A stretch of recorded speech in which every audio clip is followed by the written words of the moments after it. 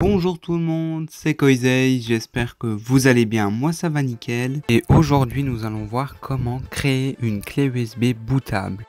Ici on va voir comment créer une clé USB Linux, mais c'est la même chose pour Windows. Je tiens juste à vous prévenir que nous n'allons pas voir comment démarrer sur la clé, ni comment installer le système d'exploitation.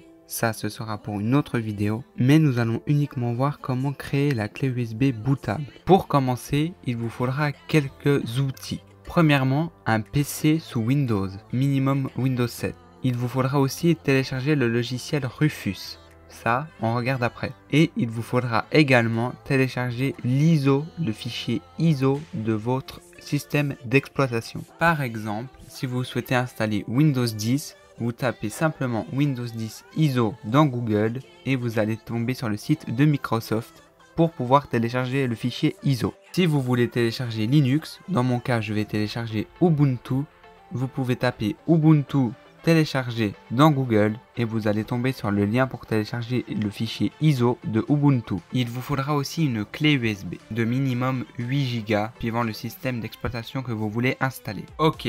Commençons par télécharger Rufus. Je vous mets le lien dans la vidéo ainsi que dans la description. Donc rendez-vous sur le site internet officiel de Rufus et appuyez sur Rufus, puis il y a le nom de la version. Ici c'est 3.11. Une fois que Rufus est téléchargé, il faudra télécharger le système d'exploitation. Là je vous montre pour Ubuntu.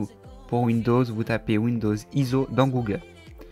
Donc pour Ubuntu, il vous suffit d'aller sur le site internet ubuntu.com/download et là vous appuyez sur le bouton download qui est tout simplement télécharger. Il faut savoir que le fichier ISO est très gros, c'est-à-dire qu'il prend beaucoup de place sur le disque car il contient les fichiers permettant d'installer le système d'exploitation. Ensuite, après avoir enregistré l'ISO et que l'ISO a fini de se télécharger, ouvrez Rufus. Les droits d'administrateur vous seront demandés. C'est nécessaire pour pouvoir formater et écrire sur la clé USB. Ensuite, insérez simplement la clé USB dans votre ordinateur. Elle devrait être reconnue normalement toute seule par Rufus. Si ce n'est pas le cas, refermez puis réouvrez Rufus. Appuyez sur le bouton sélection pour sélectionner le fichier image disque, donc l'ISO. Vous sélectionnez l'ISO de votre système à installer sur le PC, puis si le schéma est en MBR et le système de destination est BIOS ou UEFI, vous pouvez appuyer sur démarrer.